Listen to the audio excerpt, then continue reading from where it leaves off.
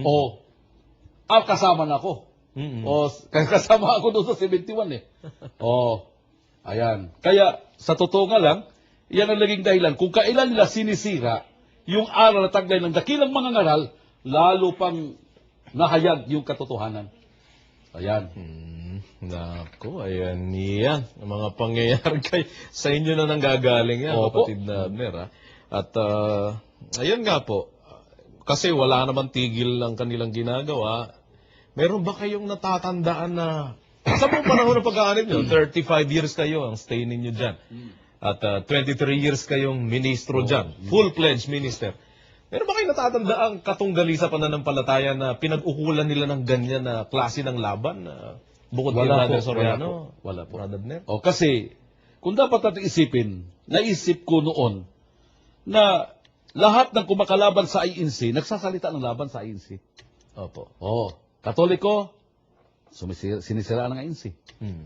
Iba't ibang sekta ng protestante, sinisira ng INC.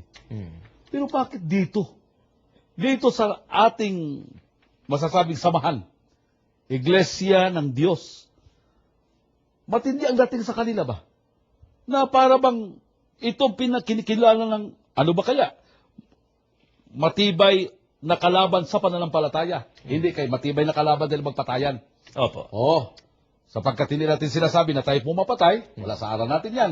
Hindi rin natin masasabi na sila'y pumapatay, sapagkat alam ko sa pandoktrina, ay bawal talaga pumatay din sa kanila. Sa pagdoktrina. Sa pandoktrina. Ngayon, bakit ang ating samahan, ang dating daan, halos ito ang ginugugulan ng malaking halaga? Yung tama yung sabi ng kapatid ko, gumagasto ng malaking halaga yan. Para lang ang magsalita, yung mga hindi naman kaanib pa. Bakit? Kaya sabi niya, ang sabi pa ng kapatid ko doon sa Davao, nanggaling dyan ang iba sa masasabi nating arawan, tag 50 pesos ang araw. Doon mag-amuloy, magtaning handugan, maglakas sa masalamat. Pagkatapos, ibabayad lang doon. Hindi man magsalita yung pag walang tinatanggap yan? Subukan mo ba, Diyos? Ito, challenge ko sa kanila. Ano po, ako, challenge? kahit 5 sentimos, pakinig kayo. Kahit 5 sentimos, wala akong tinanggap rito. Ayan, at sa totoo, itong barong ko, baka masasabi niyo bago ito. Sa Cotabato pa ito. Sa Cotabato, pang barong na ito, baka sabihin niyo itong pagharap ko, itong barong ko, pinatahi dito. Ito'y luma. Ayan. Ngayon, subukan daw natin. Ako, kahit 5 sentimos, wala tinatanggap rito. Ayan. Doon, yung mga lumipat diyan, na galing dito, na sa aming pagkaalam ay mayroong tinatanggap. Challenge ko sa inyo. Ba't nyo nasabing ganun? Ay sapagkat sa totoo, nung sa Cotabato, nabanggit ho yan. Oo. Ano po ang sabi? May isang taga-sentral na nagsiyasat sa Cotabato noon, nabanggit na, grabe, mga VIP yung mga bumaliktad. Medyo sensitibo ako, ano bumaliktad? Yun pala tinutuko, yung galing dito. Na lumipat na doon. Tatlo ang binanggit noon, pero ang klaro lang sa aking paninig, yung bear. Bear at saka kayaw ba yun? Kayaw. Ganon. Parang may isa pa, pero hindi ko lang mapinpoint. Mahirap kasi magdagdag tayo. Basta tatlo ang binanggit. Opo. Ayun pala sila, galing sa kanila yan. Galing sa kanila, galing sa taga-central, sa Diliman nagsabi. Ayun pala yung mga VIPs dyan. Pag binabanggit kasi ba Diyos na VIP, abay, hindi ultimo ho yun. Paano pong trato bang may gano'n mga VIP? Kasi alam mo, may binabanggit ukol sa kanilang mga tirahan, sa kanilang mga tinatanggap weekly. Di ba? May tinatanggap. May nagbanggit pa ng figure isa Talaga? Hindi bababa, more or less ang gamit Siguro tinatanggap nila mga more or less 15 tao. May nakashoot sa salitang 1,000. 15 tao. Sabi ko ba, pipir yan. Katumbas ng pipir. Samantalang first year pa siguro yan diyan sabi na. Pero wala akong, sabagay, yun ang pagmamahal ng pamamahala sa kanila na bumaliktad. Sapagkat noon kasi ang paniniwala ko rin na bumaliktad sapagkat ang aral dito sa EDD, mali nga kaya bumaliktad. Yun ay masasabi nating ang ginawa ng pamamahala, sinagip sila. At yamang nag-aaral din sila dito ng Biblia, ipagpatuloy nila roon. Lalong maliwanagan sila. Wala akong sama ng loob doon. Wala akong sama ng loob. Ngayon lang, Dahil? O dahil, abay, dito sa totoo lumipat doon sa mali. Oo. Kaya kunan mo ng, kung totoo yung narinig ko, doon na binabanggit ng taga-sentral na nagsiyasat nung itatag o magtayo sana ng lokal, kapilya sa lokal ng Parang Maguindanao, yung nangyari sa akin, kahit 5 sentimo, wala akong tinatanggap. Baka naman VIP din ang treatment nyo dito sa atin. May iba, tanungin na lang natin yung taga dyan. Oo. Oy, sa totoo, siguro mga 5 araw re-reduce ko ako. Medyo malaki po ako sa inyo, Brad Hotel. Oo. Mapili pala lamok dito, Brad. Kung medyo maliit ka, maliit din ka kagad. Ako malaki, ako kalaki-laki. Oo. Ayan. Pero natiis ko yan. Pero hindi kayo nagsisisi, ha? Ay, hindi po. Kaya sinasabi ko, kung sa totoo sa mga kaanib din dito sa ang dating daan, hindi maiwasan kasi sapagkat may bumaliktad noon si Ismael. Opo. Oo. Nabanggit nyo nga yung Ismael na yan. Oo. Hindi nyo ba naiisip na, maaaring iniisip ng mga nanonood ngayon, kapareho ka lang ni Ismael. Ano sasagot nyo sa kanila, Brad Abner? Sa totoo, si Ismael, hindi yan ang aking modelo eh. Bakit po?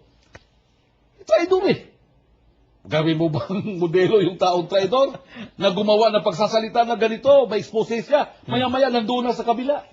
O, anong tawag noon? Katulad lang yan, sa mga dito nandoon na may mga sinasabi din doon. Yung isa babae umiyak pa, kabila lang ang may luha. Yung si Ebet, tingnan yung tape ni Ebet. Kabila lang na may tulong luha. Sabi ko, kabila lang totoo niyan. Ang tanong, masasabi natin yung mga taong yan, masasabi natin bumabaliktad.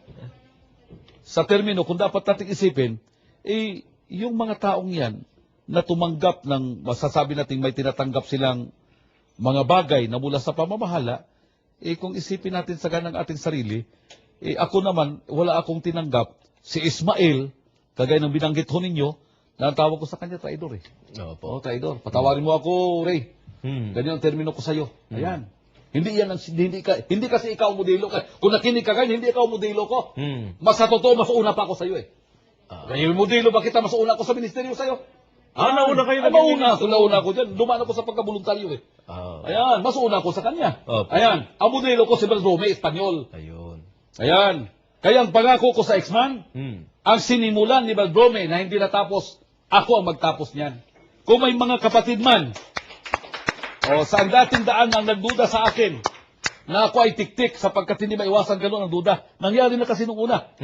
Kung ako'y magtaksil sa samahan, sinabi ko na sa asawa ko, pilang beses ko inulit yan. Kung ako'y magtaksil sa samang ito ni, sabi ko sa asawa ko, mabuti pang mamatay na rin ako. Hindi ko pwedeng talikuran ang mga ex-man na yan. Na masasabi nating nagmamahal din sa akin. Hindi ko sinasabing ang dating daan hindi nagmamahal sa akin. Mahal nila ako. Pero ang loob ko kasi dahil dati kong kapananampalataya na dito na ngayon, sama-sama kami. Hindi ko pwede pagtaksilan yung mga ex-man. Lalo, dito ang tunay na aral ni Josel. Yan. Hindi ko pwede pagtaksilan ang tunay na aral. Hanggang kamatayan yan. Tandaan nyo na. Naku, salamat po sa inyo. Sa ako'y papalakpak ako dyan. Yan. Baka sabi nyo, alam ko magre-react yung mga ministro sa bandang Mindanao. Opo. Patunayan ko sa inyo yan. Hindi ako Tagalog, hindi ako Cebuano.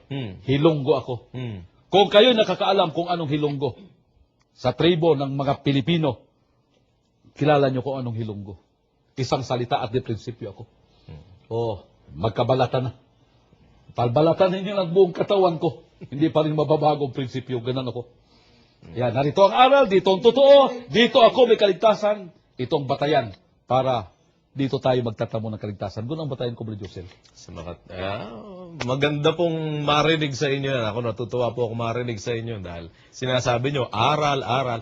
Wala akong narinig sa inyo na, kaya ako lumipat dito kasi ganyan sila, si Manaloy gano'n. Wala akong narinig na gano'n sa inyo. Wala kasi, ang akin kasing prinsipyo, kahit magalit sila sa akin, hindi ko kasi alam ang damdamin nila. Opo. Pero ang akin masasabi sa kanila, Brad Josel, wala akong galit sa kanila. Wala.